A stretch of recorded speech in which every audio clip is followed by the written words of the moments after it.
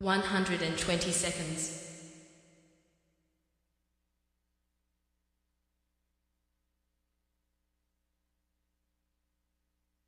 110 seconds.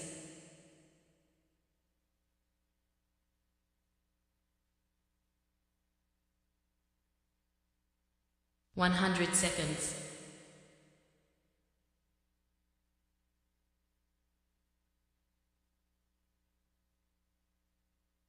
90 seconds.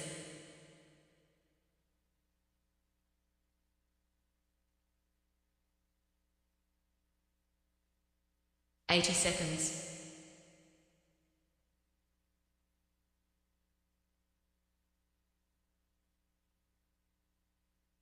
70 seconds.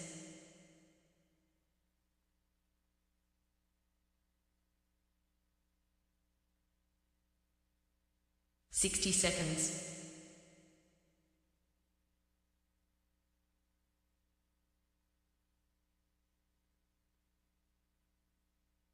50 seconds.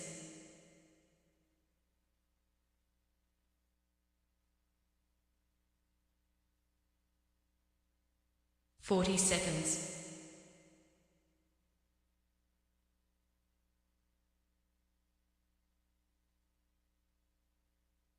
30 seconds.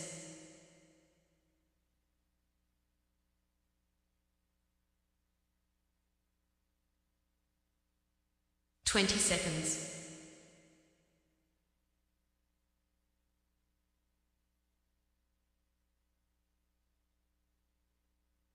10 seconds.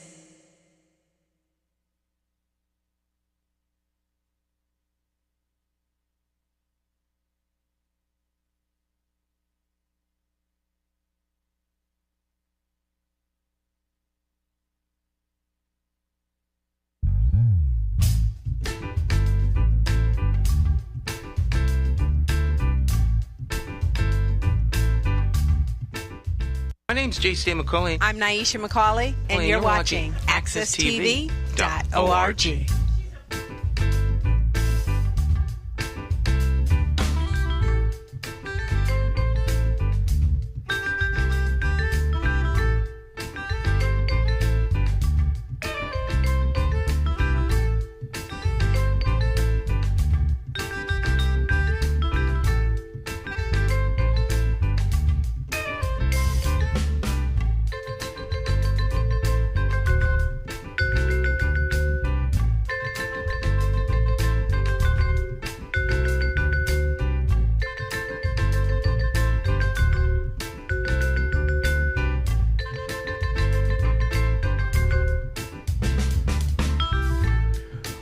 All right, my friends, once again, it is indeed time to get our talk on. This morning, talk with me, your host, J. Stan McCauley, along with the champions of talk. This morning, in Studio 1A, talk champion, Cleo Duke-Wright. Good morning, Miss Cleo. How you doing? Good morning, Stan. I'm doing pretty good. Had a good week? Oh, yeah. Exciting. Go on any day trips or Oh, no, just sort of running around, doing this and that. Not too much of anything. Talking to a lot of people, calling me, talking to a lot of people. That's just just kind of it. So no, didn't do really too much. Well, we went by real quick. Seemed like last week was 3 months ago. Oh.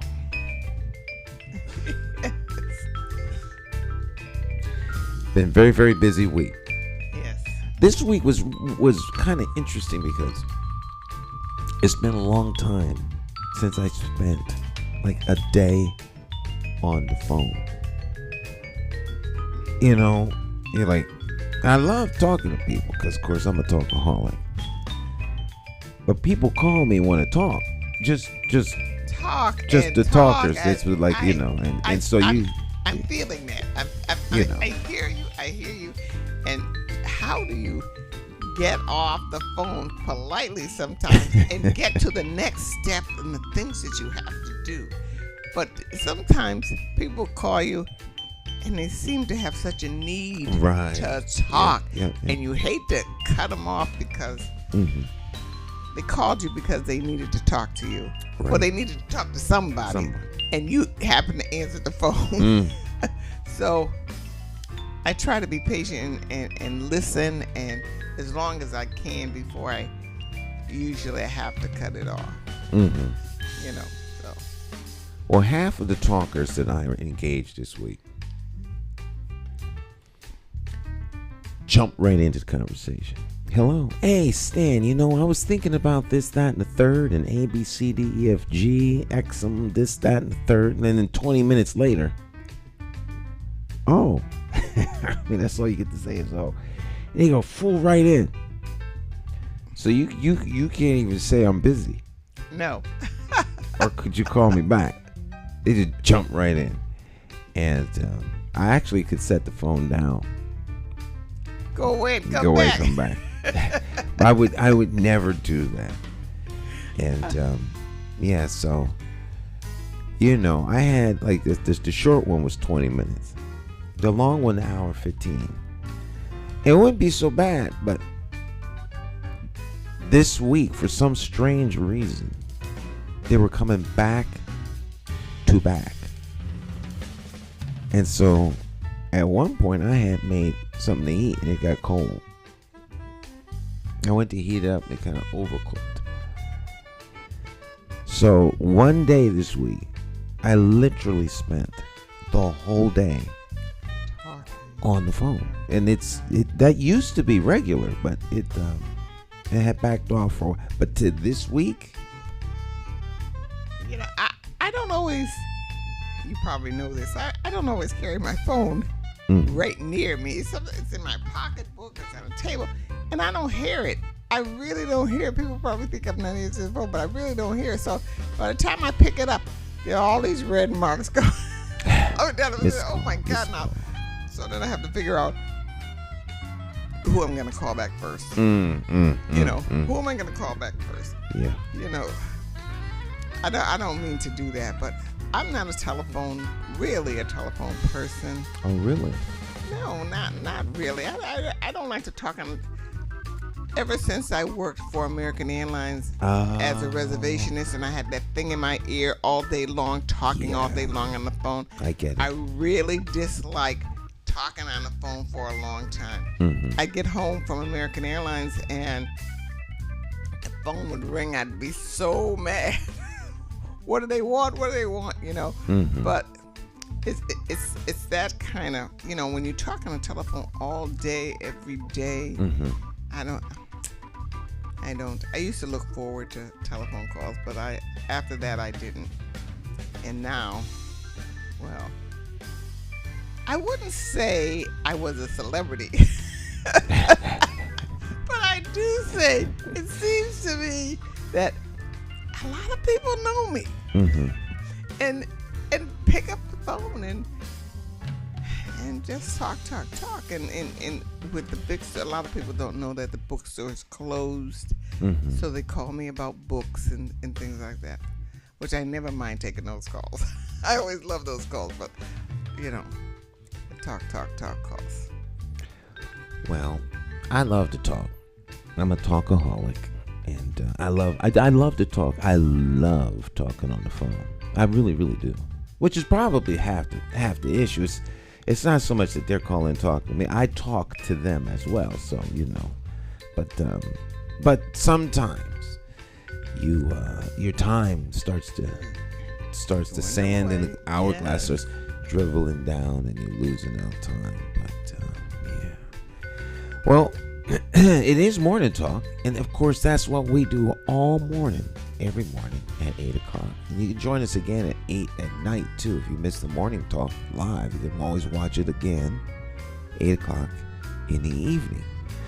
Today we have a special guest joining us, Chris Prescott. We're going to talk a little bit about youth development. So let's welcome Mr. Prescott. Good morning, sir. How are you? Morning. I'm well. How are you? I'm doing very well. So thanks for taking time out of your busy schedule and joining us this morning to share a Thanks for little bit having me. about your vision and the things that you do. Tell us a little bit about yourself. I am from Bloomfield, Connecticut. Mm-hmm. I graduated from Northwest Catholic High School, played Division One at St. Joseph's University in Philadelphia, finished my playing career at St. Peter's University in Jersey City, New Jersey, another Division One school. Played 6 years professionally overseas. Um, was done with my playing career around 2019, and that's when I kind of jumped into entrepreneurship, education, and youth and family development. So it's been a great ride using, my story as an athlete and my experiences and my resources, and now I'm giving back to the next athletes and their families in support of helping youth reach their full potential in and out of school. So that's a little bit about myself. Yeah. Wow, that's fascinating. A little bit. Now, we're gonna talk about a whole lot of different things, but I think one of the things that's fascinating is the connection between sports and success, because a lot of schools, you know, they, I guess, in an effort to cut budgets, which to me is penny wise and pound foolish, but they'll cut music and they'll cut sports. But there's such a connection to me between, you know, sports and business, sports and success, sports and, you know, being being able to complete tasks. You know, people that are athletes always seem to have the edge when it comes to being at the top of any endeavor or any game, if you will. 'Cause, so make a little bit of that connection for our viewers. Yeah, there's a ton of transferable skills that you can learn as an athlete and in any sport. Determination, discipline, focus, striving for greatness in total. So, my organization uses sports as a pathway to success in other areas of life, introducing, youth to um, different entrepreneurship, different social emotional development, certainly different programming year round. Um, and so, like I said, we use sports as a pathway to keep kids engaged, keep kids focused in and out of school, and keep their parents, with the resources along the way in each stage of their life. Um, using, like I said, sports as a tool, a vessel to kind of lure kids in, but with the other things as like I said, academic wise, social emotionally, career and career readiness, those are the things that are more important than the actual sport. Mm-hmm. And so, utilizing the transferable skills in sports, like you said, there's a lot of different lessons and interpersonal qualities that sports uses for athletes that are, like I said, transferable in life, in career, in life. And so, we as a culture are tied to music and then tied to sports in many different ways. So understanding how we can help kids and parents realize that you're not just an athlete, you're a human being, Mm. and that a sport may be one thing that you do in your life, but that's not everything that you are. And even in sports, there's so many different ways of being successful in sports without having to be the athlete. We tell kids all the time that, yeah, you want to be a basketball player, but looking at the statistics, chances are you'll be a professional in some other aspect of your life. And so, we always try to expose kids to different career paths within the sports because um, they can always be a GM, they could be a president, they could be a coach, they could be a trainer, they can be a team doctor, they can be a team psychologist, they can be, the team, finance and accountant. There's so many different aspects within sports, and we encourage kids to be lifelong participants in sports, but that doesn't always mean to be the player. And so, like I said, just introducing the different career paths and entrepreneurship levels of success through sports using those transferable skills is what we try to do. Wow. Now you have a camp.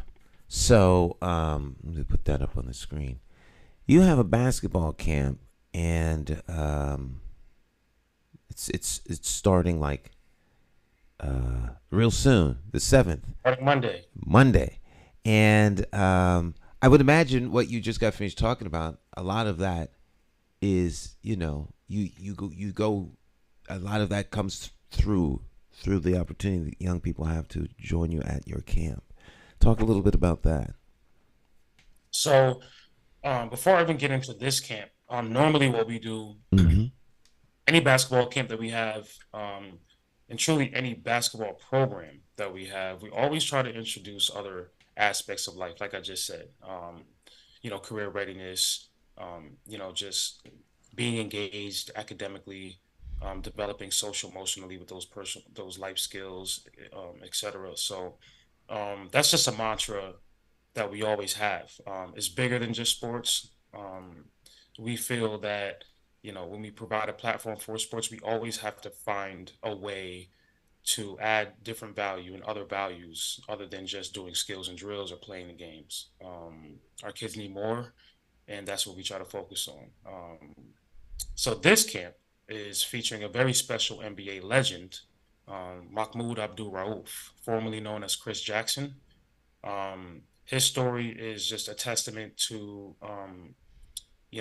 what determination looks like, and bravery, and it reflects, thought-provoking and inspiring, emotions when you hear about his story. He comes from an impoverished background, down south, single family home. Dad was not around. Um, Growing up, had to fend for himself in multiple ways of his life. Ended up being a top high school athlete in the nation, going on to play Division I basketball at LSU. And growing up, especially on his journey to LSU, was battling Tourette syndrome, Mm. which, if anybody knows that syndrome, and that disease, and you're playing basketball through it, is just incredible. And gets to the NBA, drafted third overall after an incredible college career. Um, like I said, dealing with those disadvantages, gets to the NBA, has a successful first few years in the NBA, just absolutely electrifying. Also recognized as Steph Curry before Steph Curry, the way his style of play was, and his wizardry with the basketball. Um, Later on in his career, he converted to Islam, Mm-hmm. where his name Chris Jackson, he turned it into Mahmoud Abdul Rauf, and took a stance and stopped standing for the Pledge of Allegiance during those NBA games. And um, basically, Colin Kaepernick story before Colin Kaepernick's story is what Mahmoud Abdul Rauf stood for. Mm-hmm. The injustices in the country at that time, and they pretty much blackballed him out the league after that. The KKK burned his house down. Um, he had trouble finding jobs, for other NBA teams for a while, but also, persevered through that and still played after his NBA career in the Big Three, which is currently a league for ex and older, you know, and not even older. I can't even say he's one of the oldest, but ex NBA players still looking to, you know, keep it going and keep their careers going in the highest platform. Mm. So his story in the total, him growing up and him persevering through adversity, dealing with disadvantages at home, dealing with mental health, and certainly taking a stance in the civil rights, activist, as an athlete, is just a powerful story, and that touches on different subject matters that our kids need to hear. Many of us in the area deal with, impoverished backgrounds. Certainly, as a community, we deal with mental health issues, and obviously, the social injustices that we deal with, as a community, are all things that he will be touching upon throughout the camp. And he's just an awesome teacher, motivator, trainer, coach, player, and so we're thrilled to have him. Not only teach our kids how to be better basketball players, but how to be better men. Wow. Talk a little bit about because I know you specialize in youth development, and it's something it's pretty near and dear to my heart. And Hartford, with the challenges that it has, and as you talked about, how our community is impacted by issues around poverty, our youth, and mental health. Talk a little bit about the importance of youth development, because for a lot of people, I don't think they fully understand the stages that kids go through and the young people go through as they make their journey towards adulthood. Yeah. On our end, we're trying to, bring special, programming, think outside the box on how we can keep kids engaged academically, and provide the resources that they need to be successful in and out of school. What our programs try to do is, supplement what they learn in school, and how can we address things that they may not be learning in school, social emotional, things, financial literacy, career advancement, and career readiness, things like that. Oftentimes, the one thing that we don't kind of get ahead from one stage to the next is the lack of resources and the lack of information and the lack of programming. And so we try to just fill in those gaps to keep kids busy, keep kids engaged in positive youth development, and to spend their time thinking about, their future and creating those healthy habits along the way.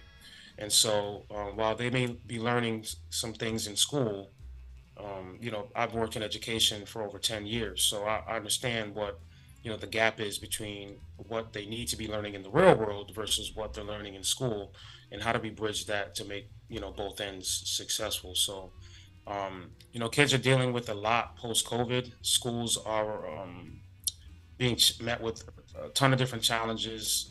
First and foremost, kids in attendance. That's one thing that's really down. And if the attendance is down, the first job with that is trying to get the kids back in school and re-engage with school before you can even talk about grades and behavior and all that. We're talking about getting kids, like I said, re-engaged with coming to school.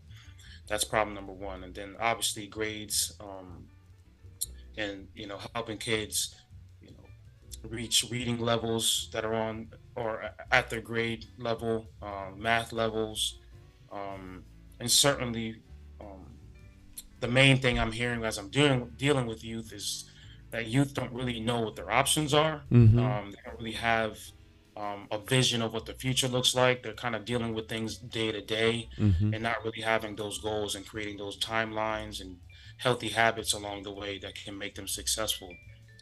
And so that's what we try to do. We try to, like I said, and get them to see the hope and the positivity in the now, and give them incentives to have, bright future goals in and out of school. And we try to bridge that gap. All right. Our special guest this morning is Chris Prescott. We're going to dive in a little bit deeper. Take a short break. Stick and stay. Don't go anywhere. It's more than talk. We'll be right back.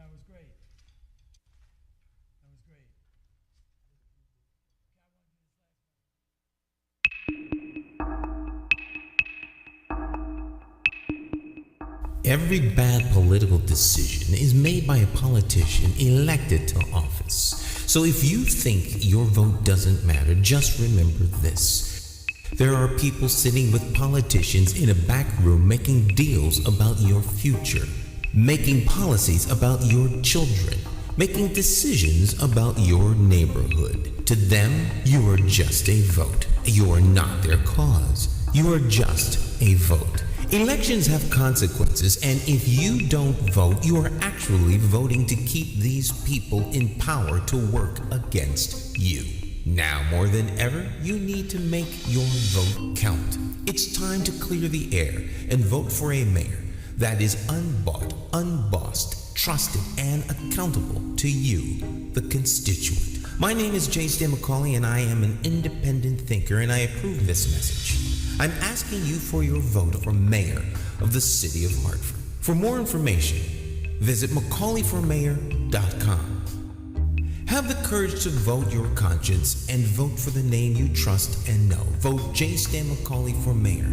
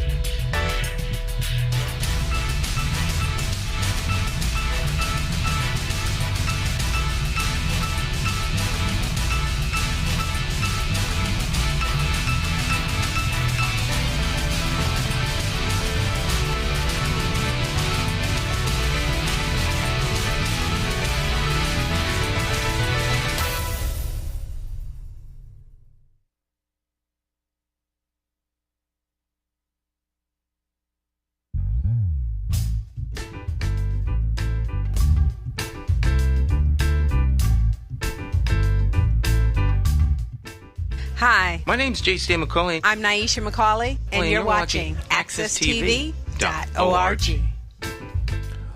All right, my friends, welcome back. Morning Talk. I'm your host, J. Stan McCauley, along with the champions of talk. Of course, Miss Cleo Duke-Wright is here. We've got a special guest, Chris Prescott, joining us via Zoom. So let's continue with our conversation. Talk a little bit, Chris, about your, about your organization. Yeah, so my organization, Impact Mentoring Inc., we're based out of Hartford, Connecticut. We provide youth programming year-round, trying to take an innovative approach to helping kids and parents stay engaged and staying active. And we provide mentoring programs, we provide after-school programs, summer camps, sports training, recreation leagues for youth and adults, and community events. And we're just, like I said, trying to take an innovative approach on keeping kids engaged and keeping parents with the resources to help their students along the way in and out of school. Mm-hmm. Now, so what is the most innovative thing that you guys do? So I say our basketball camps, we in the summertime, our summer basketball camps often include not only the kids getting the skills and drills and the games and having fun through the sport itself, but we often have professors there who are often black and brown professors from local universities such as UConn, Eastern Connecticut State, Western Connecticut State, and above. Um, actually have these young men and women in classrooms talking about interpersonal skill building, talking about social emotional learning, talking about life skills, and certainly career development and entrepreneurship. So we take an approach to where during the summertime where, kids are out of the mindset of being in a classroom, we kind of um, use the sports, like I said earlier, using sports as a pathway to keep these kids engaged in learning. And we do that in the summertime, have these kids in classrooms. And like I said, we're, supplementing a school day with what, a fun basketball camp normally is. So, you know, the idea of kids being in classrooms during the summertime is something that kids themselves were like, I don't know, but once they come to camp and they know they're going to have a ball, sports wise, um, they oftentimes can't wait to get in those classrooms and discuss things with people about topics that they don't normally have access to during the school year. So it really turns into something exciting, powerful, you know, rhetoric, amongst, you know, kids talking about, the feelings, their future, what they struggle with, what their goals are. And, oftentimes these professors that I have, in these classrooms with the kids are former athletes, and current educators. So it's just like the beautiful cycle of, putting people in places for the youth that can have, impact on their education, impact on their sports lives, and impact on their life in general. And so that's the innovative approach that we've kind of made our mantra. Is if you're going to come to us with some basketball, you're going to get better with us. Great, trust me, I was a basketball player, but as a basketball player, I know I needed more with my programming to help me become, a well-rounded individual. That way, when sports was done for me, which it will be done for everybody at some point, we introduce like, who are you outside of the sport, and what can you bring this world, value-wise, that we can start working on now before the ball is done bouncing for some of these students. I just have to say uh, one thing. Well, everything that you're saying is wonderful, um, and of course, everything you're saying has been tried many times before.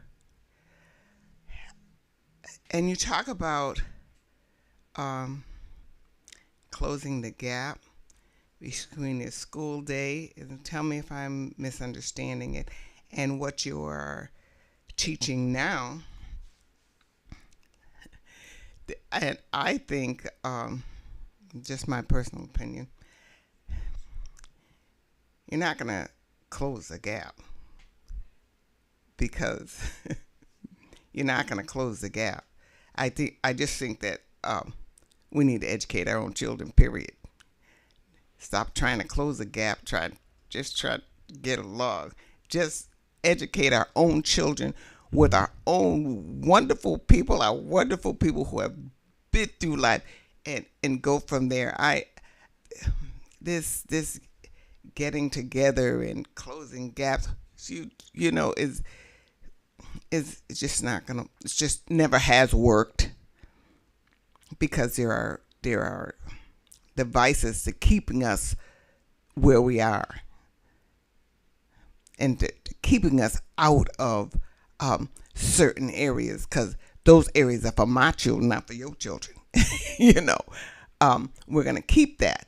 And so I just think that we just need to do it on ourselves, this closing the gap thing, that just never has worked.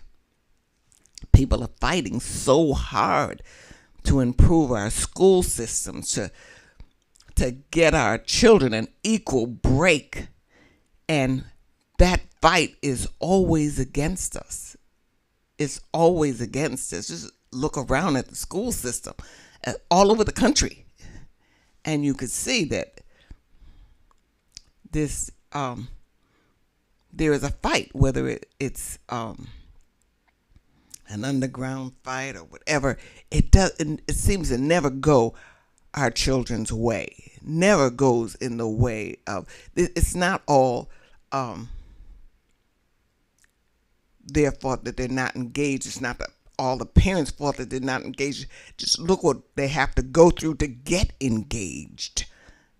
And that's just what I think your work is wonderful, but I just think that we need to get out there and do the whole job ourselves.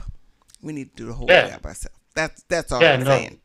Yeah, no, you're absolutely right. I think we can't put our reliance in the school system to do that, and that's why closing the gap for us is actually putting Black and brown individuals as mentors in the schools to help, like I said, keep kids engaged. Because the school systems they're doing what they can, they're doing what they know that works for them. But oftentimes, like you said, our kids need more, our families need more. And so that's where we come into play, empowering the parents to say, hey, maybe the school might be dropping, the ball in some areas of your kid's life. Here's where you lean on the community and community organizations to help deliver those resources along the way. So, if the school isn't providing those, resources as far as, like I said, college and career readiness, financial literacy, social emotional learning, and just taking the grassroots approach to, providing those entities, then we drop the ball, because we know that the systems in which you're talking about are put in place against us. And so putting the power in the parents, giving them the resources, educating parents to educate their kids, it starts with us, and that's a within mantra. And so I hear exactly what you're saying loud and clear, as far as like bridging the gap. But we're putting the power and putting the education in the parents to help their kids along the way, whether they go to the best school system or the worst. And we're putting different career goals in place to help them stay successful in each stage of their life. And so, like, trust me, I understand exactly what you're saying. I worked in many of the local districts around here, and I understand how our kids need more. And so, in taking that approach, we can't change those huge systems. We can't change those public school systems overnight, but we can get to the kids individually. We can get to parents individually and start shifting the mindset. That's what it took for me. I know I had people in the community that taught me more than a classroom or a grade level could ever. And I had those experiences of, growing up and going here and being a part of this and that, shaped me more than my school did. So just taking that approach, we're not going to pick up the slack of the school systems in every single way. But if we can use, like I said, sports as a pathway to help kids with their reading levels, their math levels, and help them understand what their options are in and out of school, post-secondary especially, then we're trying to make an impact, and that's the impact we're trying to make. Talk a little bit about your about your camp. So this is an exciting camp. Like I said, we have Mahmoud Abdul-Rauf, who's an NBA legend, coming to be hands-on. He's not just going to sit around and just watch everything unfold. Mm-hmm. He's coming to be hands-on with our youth, and like I said, teach them not only basketball skills, but his story is just thought-provoking and inspiring, off the court with his story too. So we're going to address the things that you just mentioned and how we can be ahead of the game, ourselves, and take the power in ourselves to be, successful. And we're just looking forward to a fun week, a ton of competition, a ton of fun. It's going to be at New Britain High Schools for boys 11 to 18 years old, Monday through Friday, 9 a.m. to 3 p.m.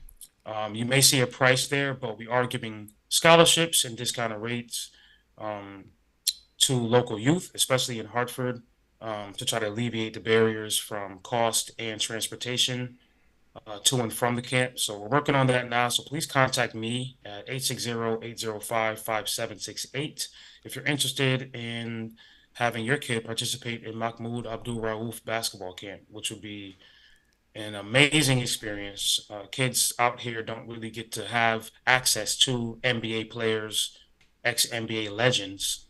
Um, and so we want to uplift them by providing them somebody that's going to inspire them and motivate them other than somebody in the neighborhood that they've already seen. And so we're using this opportunity to bring like a high level guy like Mahmoud up here and in hopes that we can inspire them to be great in and out of school, on and off the court. Let's take a look at the. Hold on a second. I am technically. There we go, Stanley. Come on. Okay. We'll get it together. Hold on. Okay. Oh, there we go. There we go. All right. Too many screens in here. All right. I was trying to bring your website up using one computer, and it's telling me, "Oh, you think you're so smart, huh?" Okay. Here we go. 3 days of the event. So you can visit them at M, like the letter M, PACT.com, MPACT, CT.com, impact.com. And you can go online, you can register. And as he said, they have some scholarships available. And you can find out all about what's going on from their website, very informative. And a lot of things going on. Impact Camp 2023. And, if you have young men, boys. And women. And women. Yep. Okay. On there, that's our most recent camp, but we service boys and girls, men and women as well. And we desire equity in everything we do. For whatever we do for the boys, you do for the girls. Oftentimes, the equity isn't there because we don't have a facility of our own. And so we have to, abide by the schedules of, the local gyms and local community centers that we partner with to be able to have a timeline on how we can service our youth. So the next stage of our company's development is attaining our own community center so we can, run our own programs and not have to hear yeses or nos from local facilities that, have other schedules and other intentions. And so that's our next stage. So you pray for us that we can, attain a building that can service our youth, without any disruptions or any barriers. So, yeah. All right. So a building of your own is next. That would be fabulous. What do you think that it'll take to make that, into a reality? As of right now, we are in the beginning stages of identifying different towns that we're seeking to do this in. And, we've already identified funding where that's going to come from. So we're just trying to strategically identify, like I said, spaces and places locally in the Hartford area where, that would be the best place for us. We service Hartford, Windsor, Bloomfield, Manchester, East Hartford, like everywhere. So, it's time for our own. It's time for our own place. So, pray for us and that we can keep delivering impact, and that in our future we can have our own place to do so. All right. Chris Prescott, Impact. For folks to reach you one more time, how do they do that? Yeah, you can reach us at www.mpactct.com. So impactct.com, impact without the I. You can also check us out on social media at Impact Mentoring Inc. and that's on Instagram, that's on TikTok, that's on Facebook. And you can also reach me at 860-805-5768 if you have any questions about mentoring, leagues, training, summer camps, community events. All right. Thanks for taking time out of your schedule and joining us. Check back in with us anytime. We're here every Friday, and actually, we're here several days out of the week, but you've got an open door to join us any Friday. So please stay in touch with us and let us know what's going on in terms of the camp. And if we can be helpful in any way, don't hesitate to reach out. I really appreciate you guys having me. Thank you so much. All right. Definitely will be back. And thanks again. Thanks again for this platform. All right. God bless you and continued success. We'll be praying for your camp. God bless you too. Thank you for your time. All right. Bye-bye. All right. Fabulous. Thank you. Fabulous. All right. Well, my friends, take a short break. Listen to a little Jay Hogarth. Deluge is the name of the piece. Sick and Say will be right back. Morning Talk.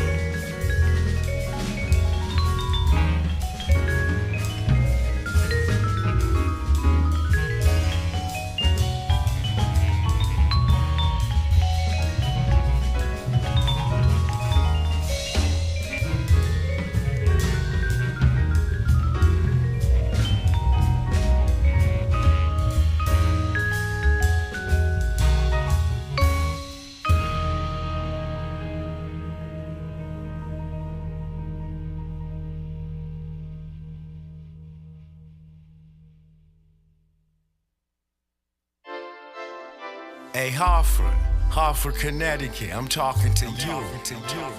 We gotta get out and vote. Vote for Stan McCauley. It's our time. We gotta rise up and take it back. Vote for Stan McCauley. Vote for Stan. You gotta vote for Stan McCauley. Vote for Stan. Vote for Stan. Oh yeah. It's more than politics than just what your social covers. And it ain't somewhere written down in bold letters. Don't just take my word for it, do your research. Think of your future, look at your bigger picture. Shooting tie, clean up, unity for the righteous. Plotting on action, hands on access. With a light source vision, door to door knocking. Guerrilla style marketing, brainstorm as a collective. Real neighborhood suggestions. Only we know what it is where we living. To make real life decisions. Move on facts, make it manifest back. You gotta vote for Stan McCauley. Vote for Stan. Vote for Stan. Vote for Stan.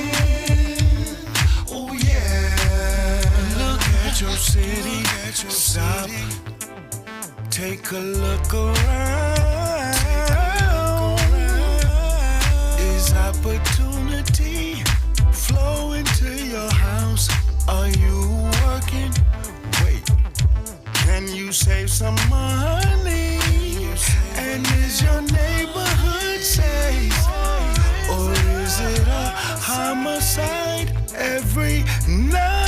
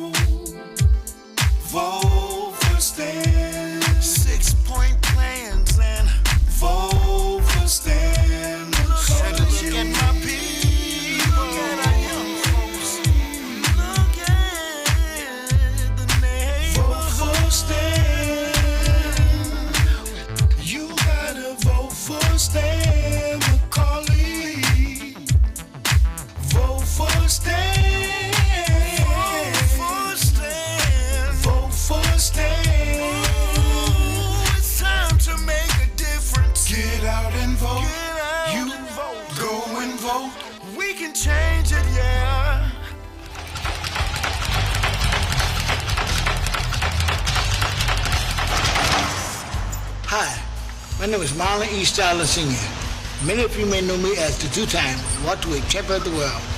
I'm here to tell you that Democrat J. Stan McCauley, as our next mayor, will fight for you until the last bell. Help me throw a knockout punch. Go out and vote for Stan the man. My name is J. Stan McCauley, and I approve this message.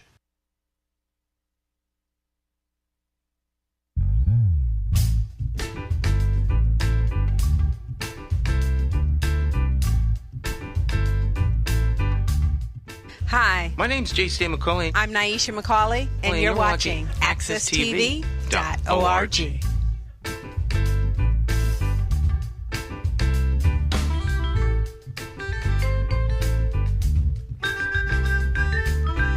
Love this song. All right, the great Jay Hogarth in the background. Okay, my friends, welcome back. Morning Talk. Yeah, your host, J. Stan McCauley. Good morning, Dr. Bowen. She said good morning, Talk Champions. So, good morning back. Good morning back at you.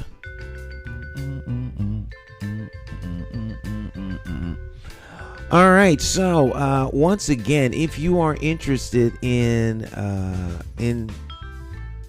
Impact, the camp there it is. All right, so www.impactct.com, impactct.com, just with the M. All right. For more information, you can get in touch with Chris at 860-805-5768. All right, there you go. All right, any big plans for the weekend? Not really. Just housework stuff. Pull your mic up. Oh, just housework stuff, which I hate, but I gotta do it. You know, that's actually a part of living. That's part of living, right? Yeah, my office could use a little housework. So I have to do that, and that's in helping my church who opened a thrift shop, the cutest little thrift shop.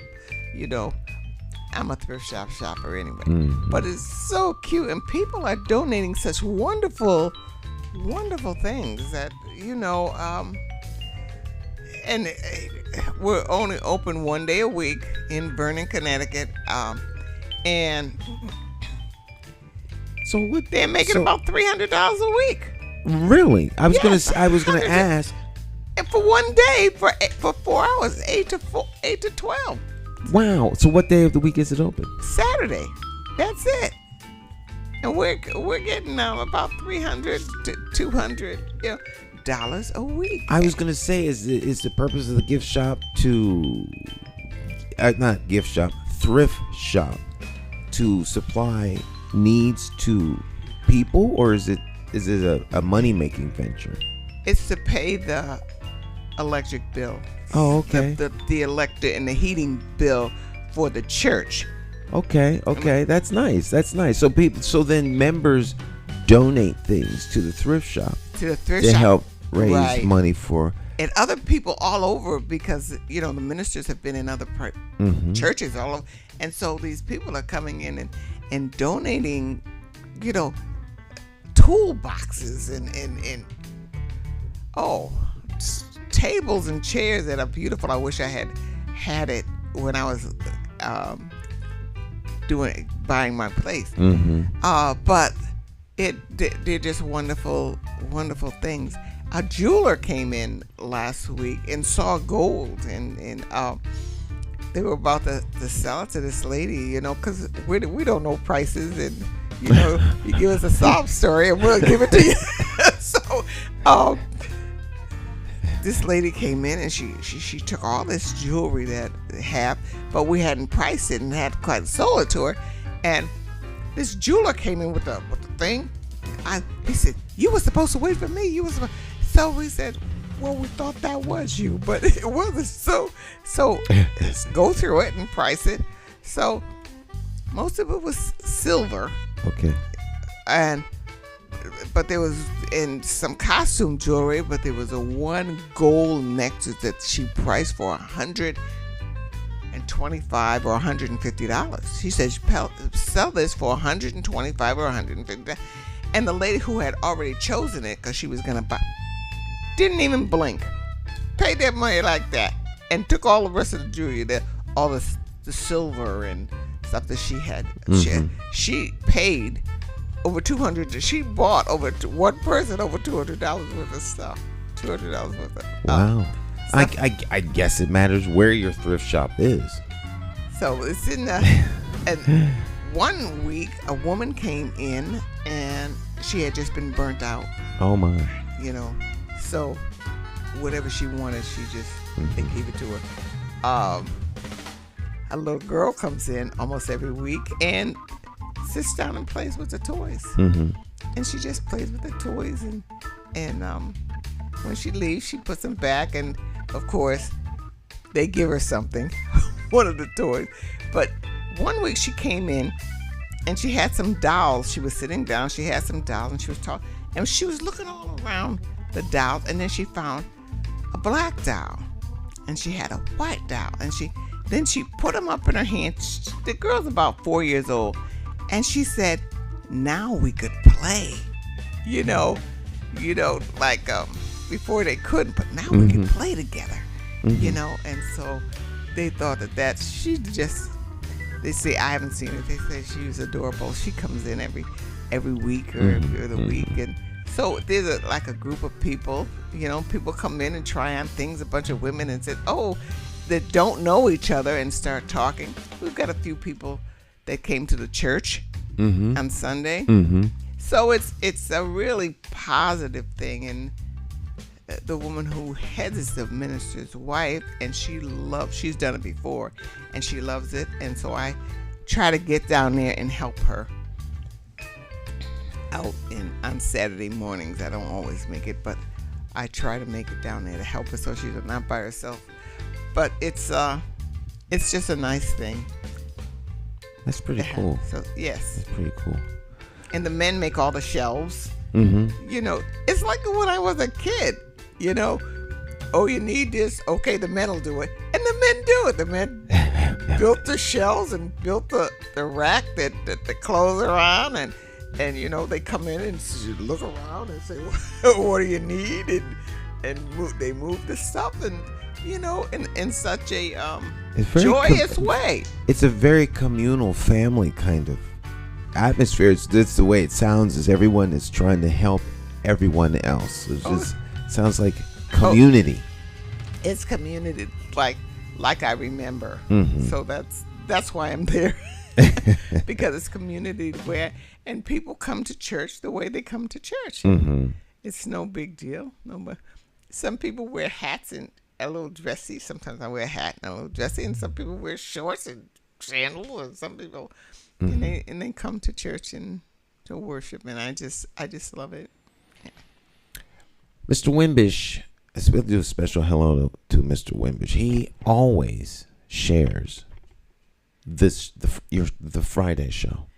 Yeah. So he must be a fan of yours. Wimbish, you know. Because the only show he shares is the Friday show. And you're the difference. So he must be a fan of yours. I mean, he shares not only this program, but he'll share past Friday programs. You know what? This is somebody that is Butch Wimbish. He has to be a Butch Wimbish, because Butch Wimbish. Because when I was little, when Butch Wimbish and we all lived in that temporary project that they tore down after, you know, that war kind of a project, and I was Googie then. You were who? Googie. Everybody called me Googie for some, I don't know why. Googie. I was Googie, and so it was Butch Wimbish lived downstairs from us, and that's the last time I really talked to him is when I was 3 or 4 years old. When he got to be to high school, he was a senior and I was a freshman, I think, and he didn't talk. He didn't talk to me, and I didn't talk to him. But I knew who he was. I always knew who he was, and it was always nice to see him. And his mother, I remember his mother and his father, and we used to go over their house when I was little. So that's the only thing I could think of. That's the only Wimbish I ever knew. We called him Butchie Wimbish, but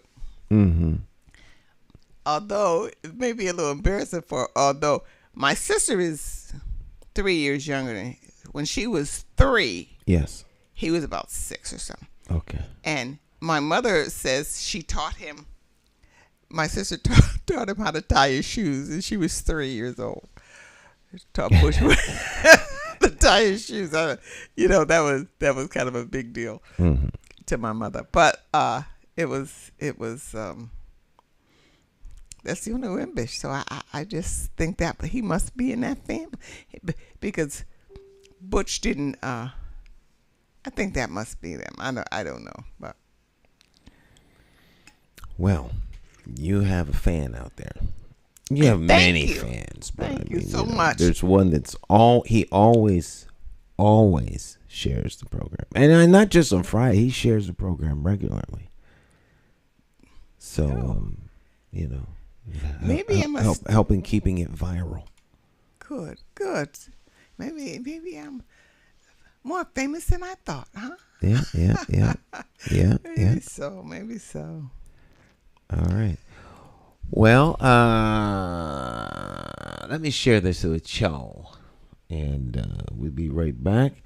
This is my this is the people versus the machine. People versus the machine. Is this music? Well, no. The video is people versus the machine. Oh, it's not that the song isn't called that, but the music. I mean watch, you'll see.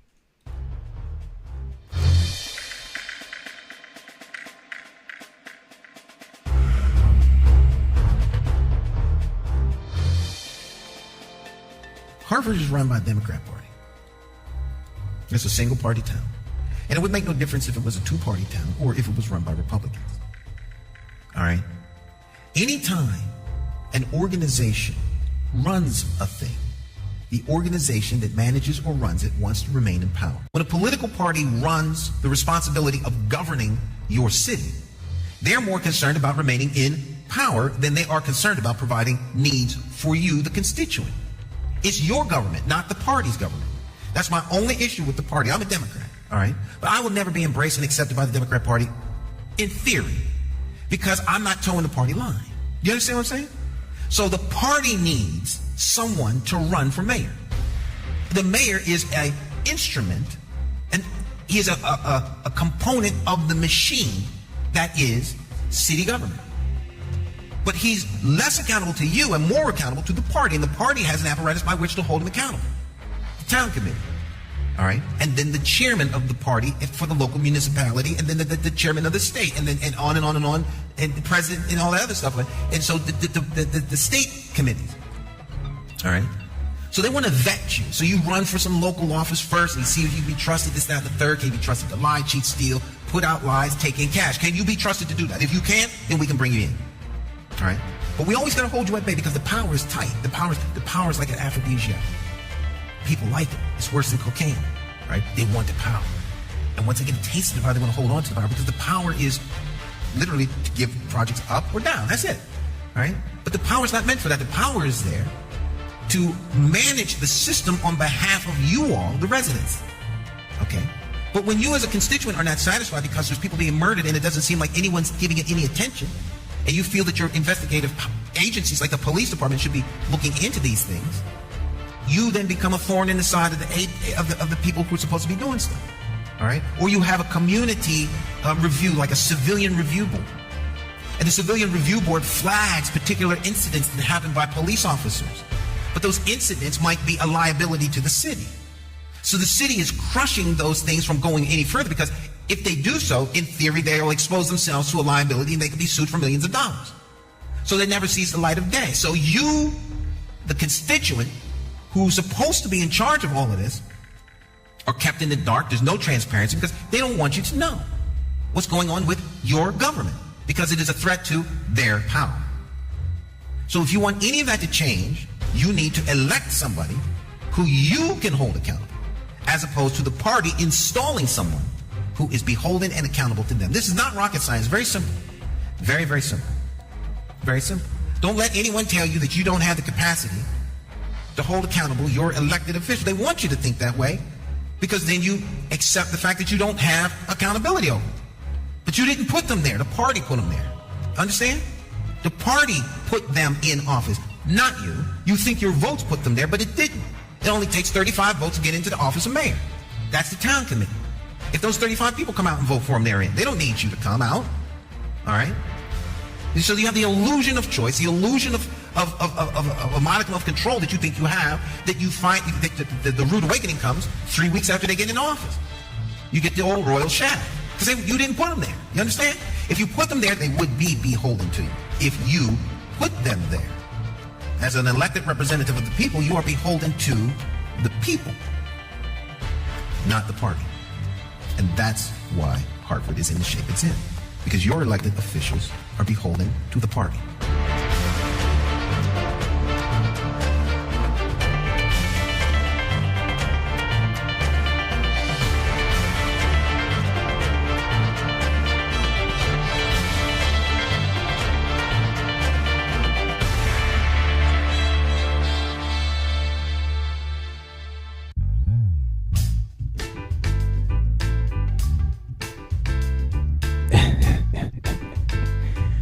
Yeah, that's 101.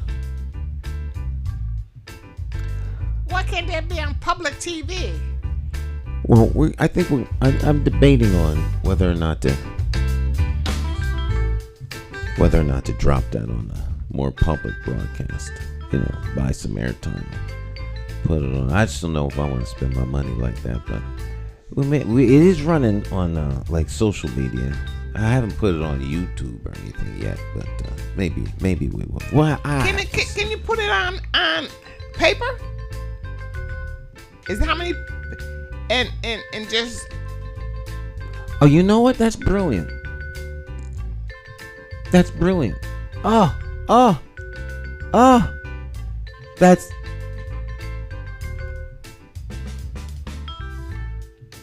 You must be an Aquarian. I must be. See how self-serving that is? You may not realize how self-serving that is because, of course, I am an Aquarian. I don't know why I didn't think of that. That's brilliant. Yeah. I mean, it really is It really is. A little feedback there. It is a cartoon. That's right. I mean, so I could take each one of those panes and turn them into still images with the caption on. That's right. I'm going to do that. Is my mission and task for today. And I'm going to buy a full page in the paper and put that in the paper. 101. Who owns your candidates?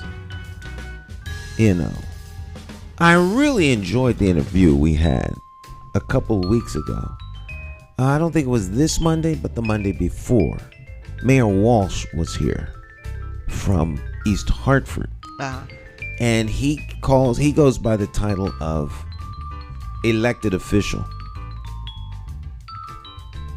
Elected official. And he made sure that that's how he was identified, as an elected official. Because elected officials serve the people. Politicians serve themselves. There is a difference. Are you an elected official or politician? I mean, who are you serving? The party, the machine, or the constituents? And you have to ultimately ask yourself that question: who are you serving? So, you know, that's one of the reasons we bailed out, because do you break your neck in an uphill battle to get 3,000 signatures? You know, if the cost per signature is $1, then that's $3,000. If you kick it up to $5, it's $15,000. If you kick it up to $10, that'll be a $30,000 expenditure. That's not a problem. It really isn't. However, why? I mean, that makes a statement that's very, very loud. Because if you fight for something, then that means it's worth having to you. You know what I mean? And it's worth fighting to be an elected official to represent the people of Hartford. But is it worth fighting to be the party's instrument? And to that answer, I had to say no. Because if you fight to get 3,000 signatures so you can be on the ballot, and you need 3,000, don't kid yourself. It's 18, but you need half. Those are going to get washed out.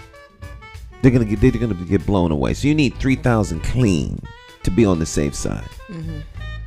People forget to put their birth date down. Their name is illegible. You can't read the name. The address is one number off. A lot of people that are older can't see. You're under a lot of stress and pressure because you really don't know what they're going to do with this signature. They put the old address down. All kinds of reasons. But people are people. So it gets disqualified. It is what it is. And so you wind up fighting to represent the party. Because if you become the Democratic nominee, you are the party's representative. It's like a union. You know, you are a member of the party. I'm a member of the party. But if I fight, and I was, you have no idea how close we were. To what? To making that fight.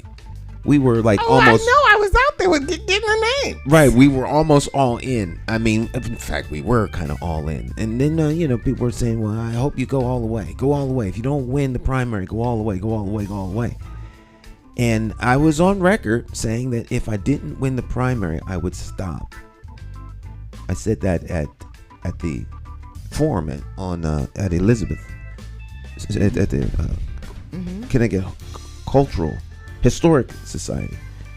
The only one that said he would go all the way. Well, that's not true. Eric said he would go all the way. I think Nick LeBron said he would go all the way. Everyone else said that they would back down. But a lot of them are going. You think will go all the way? Some of them. No, the good Democrats will not go all the way. You participated in the party's challenge and you lost. You need to sit down. If you lose the primary, you need to sit down. So, I'm a firm believer of that. So, if you're gonna be in the primary and you don't win, sit down. So I was kind of jammed up. Do I go all the way from my base after I fought to represent the party? Then I had a lot of people who were. I had one of my biggest supporters say that if I win, I should say no. Thank you, but no thank you. If I'd have won the endorsement. Mm-hmm. That's what they would have been expecting from me. So, it gets kind of murky. But, well, Stan, it's all politics. We've come a ways. We've come a ways out from. Now, see, you have to realize that you don't know what you're going to say or do until that moment where you really have to make a final decision, because you weren't going to ever run again. I wasn't going to run again. You're right. You weren't going to run again. I was done. Then done. But something in you says run. So you ran. Mm-hmm. You were not, they didn't choose you in the primary, then you were done. What does done mean, actually? Because then something is now telling you, we went out there to try to get those 3,000 votes, and all of a sudden we stop, and now we're going to November 7th. Well, November 7th is the actual election. Then we're going for that. And so, it's what it is. What at that particular moment, part of it is emotion, and then part of it is now you got to make a real decision. Yeah.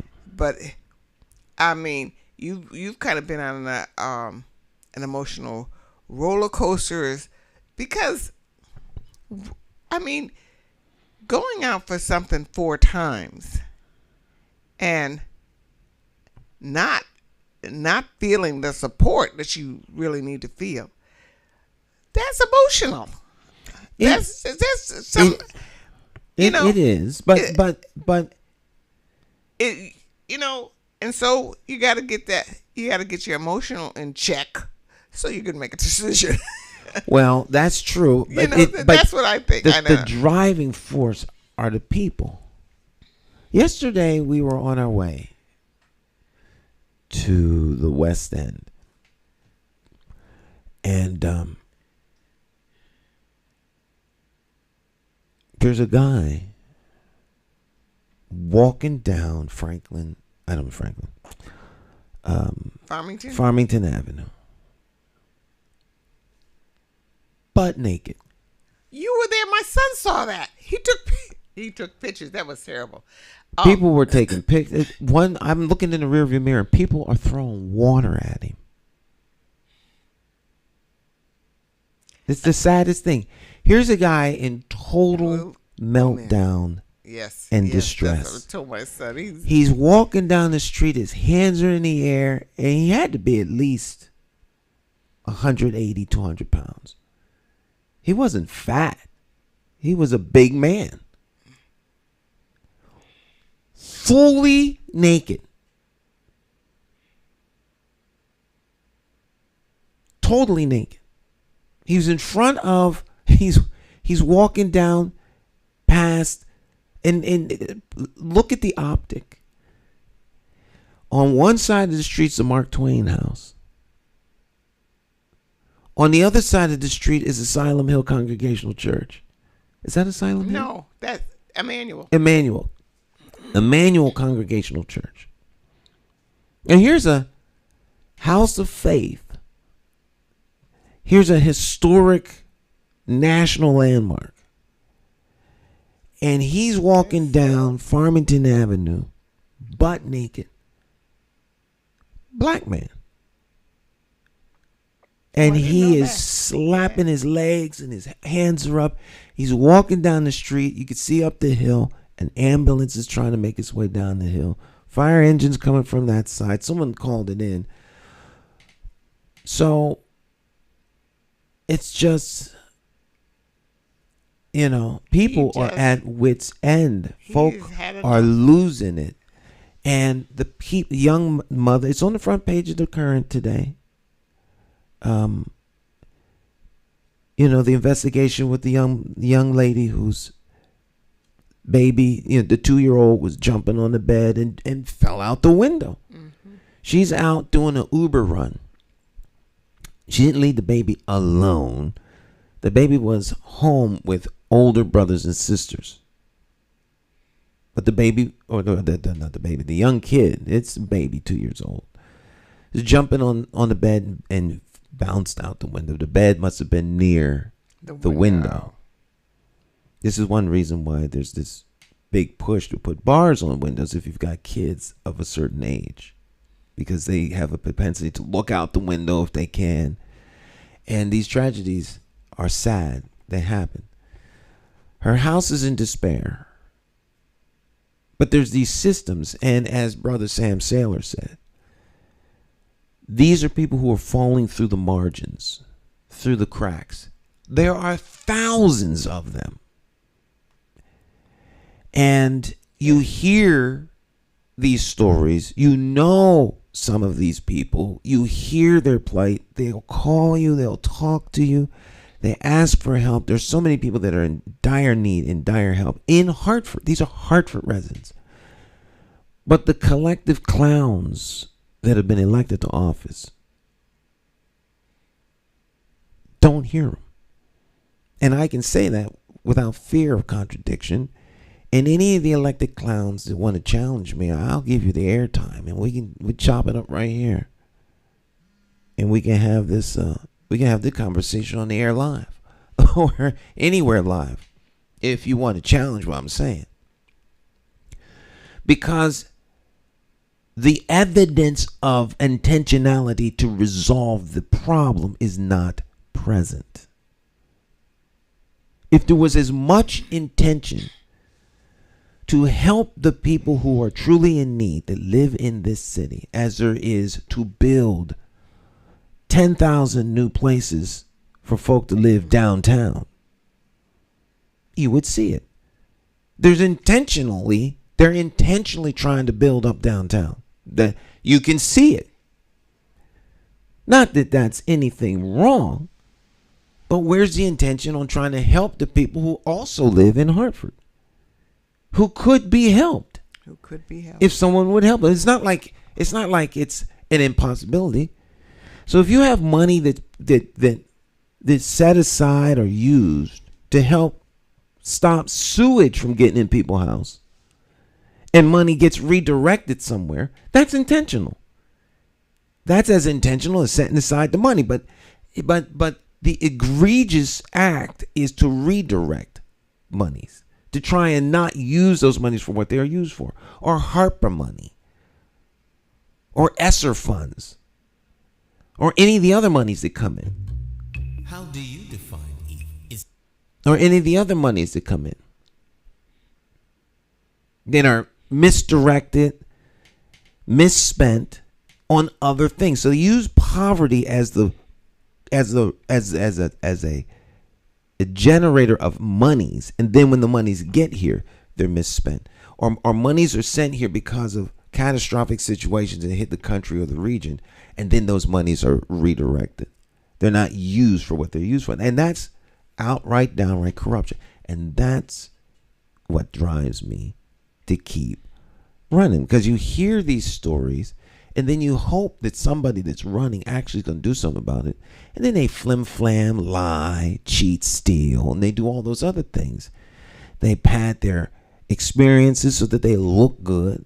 This, that. They're taking, now, the emotional part for me, the thing that really takes all my emotional energy, is keep it from going full nuclear on some of these people. Because that just would be wrong. But the thing is that the people are so into survival mode that they're not paying attention to that. Mm-hmm. And not realizing the part of their misfortunes and tragedies are because things are not being done politically as they should be done. Right. So they don't actually have to be in the total situation that they're in, except for the fact that the people that we put into office have not done their job. They have not done their job. They have not done their job. I know a couple seniors. The wife is in a convalescent home, can't get out unless she gets a first floor apartment. They went for Section 8. They finally get Section 8. That the husband can't get on a bus because he has leukemia. And so he's free. There's no sign of leukemia. He takes those pills every month for his leukemia, and can't get any help to get an apartment now that they got the Section 8, and they have to have an apartment by September 9th or September 20 something, I think it is. And he only has, how does he do it? No car, and he calls and he calls and he tries to get. So I just think that it should be easy. I thought when you got a Section 8, you just go and get an apartment, and it was easy, but it's not so easy. They need all kinds of papers. They need this. He has to go with that and back and forth. I'm helping them go back and forth and to his wife, and it's not fair. So does he lose if he doesn't get an apartment? Does he lose his Section 8 on the 20-something of September? I don't understand. I thought it was easy once you got the certificate. He has a certificate for Section 8. I don't know. He has it for West Hartford though. Mm-hmm. The certificate for West. But somebody, he lives in Hartford. Somebody should be helping him do this. You got two ill people. Somebody should be helping him. Well, I guess, as we like to say, you want to save the world, but you can't. You can't. That's right. So save someone who can. Save someone who can save the world. So you always keep trying. You always keep trying. Hartford is worth trying. Time after time after time after time Sometimes after time. I don't see. I see no giving up, advocating and standing up for Hartford. At some point, Hartford will begin to do the right thing. There's too many people who give up on Hartford, and then they roll up into elective office and forget their charge. Well, Stan, sometimes that's what you're thinking. Oh, I'm just had enough of this, and you do want to just say, I'm going to my little corner of the world and let this just happen. Because if people aren't going to wake up and they're not going to do anything and people keep shouting, you know, you have to think about these things. You have to think about you. Don't just let someone be elected and you don't even know who they are. You don't know where they come from. You don't know their policies. You don't know them. And still somebody can say, there's these many families that run Hartford. Come on. Mm-hmm. Come on. And who's working for you? See, I feel like I'm at this point feeling like nobody's working for us. Right, and once that happens, that's where it gets. That's where the system totally breaks down. Once everybody starts to lose faith, trust, and hope, then they win. They win. They win because now everyone's given up. So we keep fighting because otherwise, you know. And if people get tired, I understand that. Good. Quit and go on about your business. Don't stay in the position and exploit the position for personal gain. Because that's what a lot of people do. They exploit the position for personal gain. Because they're tired. Because they get that right. But suppose you went out to a restaurant and you sat down and you ordered, you know, it's your 25th wedding anniversary or some big occasion, and you go out and you get dressed up, you get your little limousine and all that other stuff, and you go to a fancy restaurant, and you know the meal's gonna be $300 by the time you're done, right? And you're sitting at the table, and the guy comes out and brings you a hamburger, and it's not even cooked right. You say, "What is this?" You know, I just feel like giving up. I don't want to cook for you people no more. People come in here, they complain about the food. So here, take what you have. Well, I appreciate that he's tired. Maybe he needs to go get another job. But the next guy coming in can do the job. You see, if I'm making any sense. You know, if people are tired, if elected folk are tired, then sit your behind down. But if you're going to get in there and really advocate, and there's a track record of that advocacy, then cool. But selling out and getting tired, that's not an option. Quit. Do you know if you become mayor, you're going to bump into all that negativity that's still there. That's the string pullers are going to be at you. That is true. And that is true. Can you sustain? Can you take all of the string pulling and name calling and accusations and all the things that they're going to pull because you're not their mayor? You know, they're going to do all of that. They're going to run you to hell. You're talking about after winning. After winning. After winning is, I have no problem with that. I have no problem with it. And people who know, I thrive on that kind of stuff. I thrive on that kind of stuff. That stuff doesn't, that I'll be honest with you, I probably shouldn't say this. Those things affect me more out of position than in position. In the position, you have the authority. See, with the authority, it doesn't matter what they say. It doesn't matter what they say. I'm not like here to destroy stuff, become a bull in a china shop. But I'm here to make sure everybody plays by the rules. This is one of the reasons why there's so much opposition. See, there's a lot of power and authority given to that chair. A lot. And the conventional wisdom is that I'm coming in there to destroy the forward progress.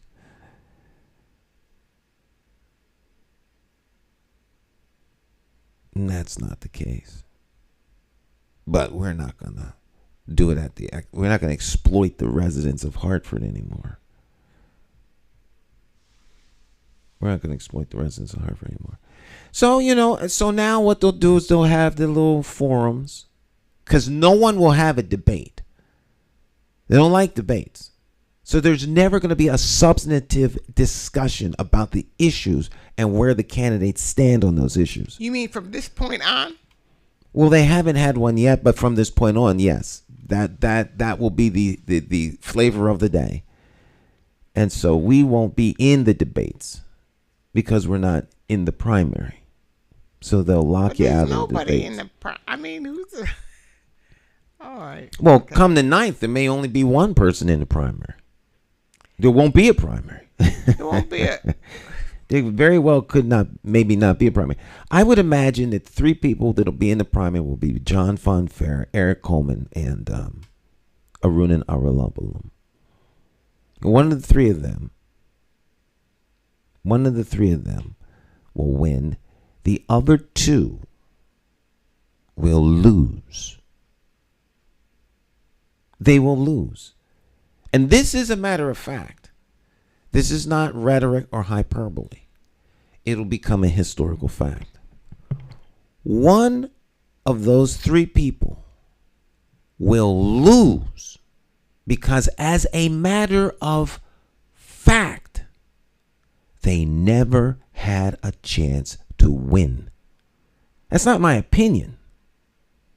That's a matter of fact. And the reason I bring that up is because everyone loves to say Stan lost. I'm the only other candidate that's ever been. Eddie lost. Pedro lost. I mean, everyone that didn't win lost. But it's always, well, Stan can't win. Well, the others lost too. They couldn't win. So only one person can win. We just can't see into the future as to who that person is. So point in fact, we could have a pretty good guess. That's all it is. They guessed about the pandemic, didn't they? They had some of the brightest minds on the planet. Most of them were wrong. They were wrong. Nothing's changed other than the United States government said the pandemic is over. What happened is that all of the people that were vulnerable perished. The smart people said, let there be natural immunity so that this happens quickly and effectively. Someone decided to shut the country. These are decisions that were political decisions. And the effects of them. There was a and so they did, but they didn't know. So they took an educated guess. And many times the educated guess is just that, a guess. They don't know. So there were people who said, just let it play out. Absolutely. Let it play out. Let their immune systems go. And because the same thing would have happened. Absolutely. You know what? If they had just let it play out, those people would have still died. But that were affected by. Right. They stopped the spread. Now, I hope I don't get sanctioned for this conversation because we've never really talked about this. I'm hoping that we've moved far enough along a way that you can actually have this conversation. Our very first guest when we came on was Dr. Silverstein. Stein. H. Robert, world-renowned cardiologist. Yes. One of the smartest men in America. And then Dr. Wu. Remember Dr. Wu? Dr. Wu, yes. And I asked Dr. Wu, so how do you fight, COVID? He said, there's 2 ways. Take the vaccine or get it. That's it. The only way to become immune. Get it or take the vaccine. Everyone in our household had COVID. I had COVID. My wife had COVID. The kids all had COVID. Didn't take the vaccine. I had COVID for a weekend. Monday, I was fine. Saturday, I don't even remember. It just knocked you right out. But now I'm immune. Like other things, you get it, you build up natural immunity. So both doctors said the same thing. Right. But they couldn't say a lot of these things publicly because everyone was being shut down. If you had an opposing point of view that kicked in the face of the current popular point of view that was being rammed down people's throats, there wasn't even room for discussion. Well, if you didn't get a shot, there were certain places you couldn't go, certain things you couldn't do. They tried to use social pressure. You needed to do these things. You couldn't Right. go into. I could not have gone into the senior center, which is a social place for a lot of seniors. I couldn't have done a lot of There's things. a lot of people need to be in jail for what they did to the seniors. They put them all in one place. That story has not come out yet. It will. It will. Because at the end of the day, a lot of elected officials made the wrong choice. But they weren't medical people. It doesn't matter. The burden of responsibility lies in those who get to make the final decisions. They can't step away from the results. Just like if you happen to be out earning money for your kids and one of them perishes. You're the parent. Mm-hmm. So now they want to hold you accountable for something that was an accident. A horrible accident. Well, at the best, these guys made a horrible accident. At the worst, they made conscious decisions that cost the lives of a lot of seniors that perished. They put them all together. Because they put them all together, which everyone that's in medical profession has said this is not how you treat things. But they didn't listen. And one day, there's going to be a day of reckoning, and all these people are going to have to be held accountable for their decisions. Just like they're trying to hold Donald Trump accountable for words he used. All of these people use words, and they're going to be held accountable for their past transgressions and mistakes that they made, because words mean things. The day of reckoning hasn't even begun. It hasn't begun, but it's coming. It's coming. Some of these people need to be in jail for their decisions. And you let the medical professional insiders talk, and they will absolutely go to jail. I know medical professionals, nurses, doctors to quit their jobs because of the stuff that was going on. And they'll never return to the field of medicine again because of the egregious, horrible things that were done in terms of decisions in an effort to make money. Because that's what these people are most interested in. Money and power. To make money on a vaccine. Or anything else. So to a certain degree, you have to remember, people willing to bomb a country into the Stone Age to save a nickel on a gallon of gas. So, if that's how they feel about other countries, how they feel about the poor and the indigent, and the ones that really need, the ones that really have a need. Because it's all about the money. How do you define evil? Is evil the pedophile school administrator or taxation without representation? Is it the gatekeeping community leaders who sell out the very people they were elected to fight for?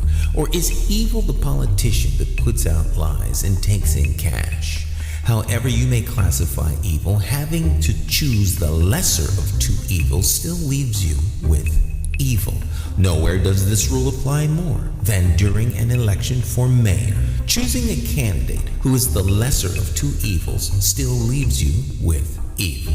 No wonder so many people don't vote. It's time for the constituents to flip the script and vote for a mayor you can trust. My name is Jason McCauley. I am an independent thinker, and I approve this message. I'm asking you for your vote for mayor for the city of Hartford. I, like you, am an independent thinker. So let's sit down and talk about my path to victory and why my plan for Hartford will work. Stop listening to the uninformed evil interests that tell you I can't win. For more information, visit McCauleyformayor.com. Have the courage to vote your conscience. Vote for the name you trust and know. Vote McCauley for mayor.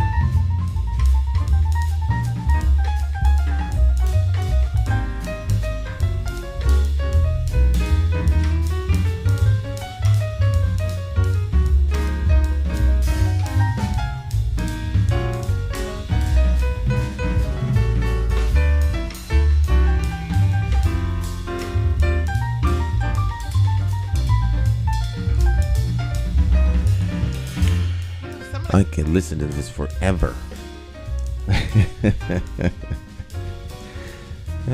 I had more fun in the studio recording these guys. It was just a blast. An absolute blast. Jay Hogarth and Van Gelder Studio, historic studio in I want to say Inglewood Heights, New Jersey, or Inglewood Cliff in New Jersey. It's in New Jersey, overlooking right off the you come over the George Washington Bridge, first exit, and it's like 2 miles or so off the bridge, and it's just wonderful time. Ian, my musical genius. I'm sorry.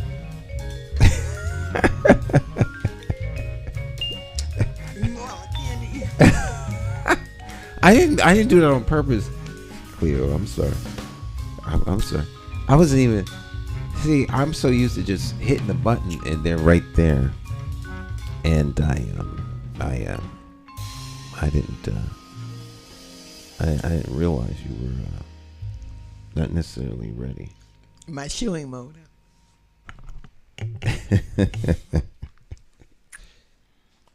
All right. Well, we're out of time.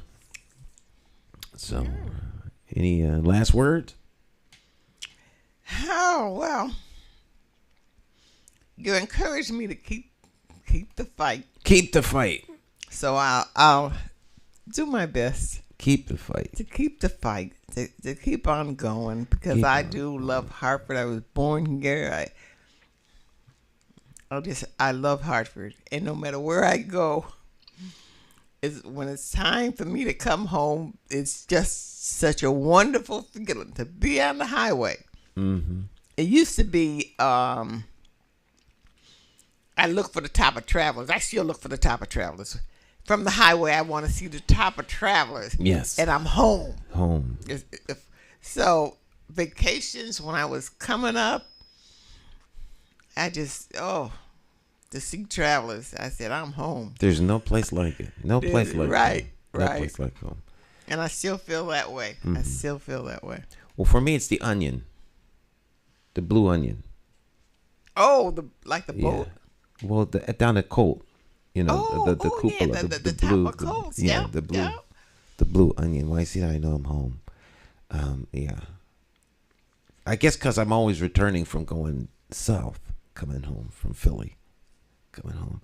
My aunt used to tell us when she'd drive us somewhere. She said, "You always know you're home when you see the top of Travelers, and they're never gonna build a building taller in Hartford, taller than Travelers." Well, we can see that one is true. There are buildings taller than Travelers. Mm-hmm. Wow. There's a picture of the Zeppelin flying. Oh yeah, you showed that last week. The aviation history that's been made here in Hartford at Brainerd Field. Right. Anyone that wants to close Brainerd Field should not be elected mayor. Period.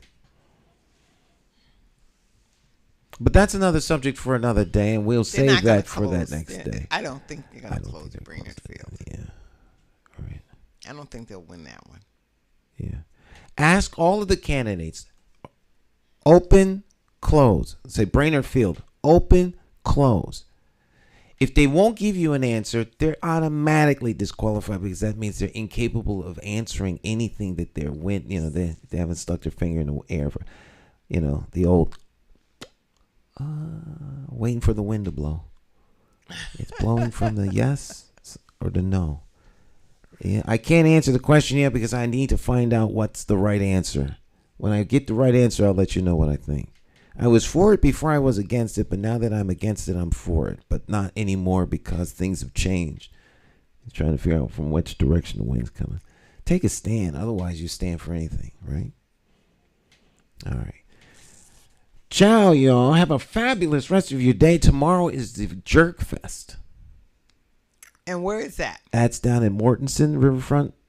Oh, okay. And that's a fabulous, fabulous fabulous event. I'm going there tomorrow just as someone who wants to participate in the festivities. I'm usually there recording. But now you're there just to have Now fun. I'm going there to have fun. For the first time, I'm going to go there and just enjoy the food and the people. Instead of taking a camera and lugging it around everywhere. The Jerk Fest. The Jerk Fest. On the waterfront. On the waterfront. Yeah. Be there or be what? Be there or be square. I don't know. We'll see. All right, y'all have a fabulous rest of your day. We'll see you next time. Bye-bye.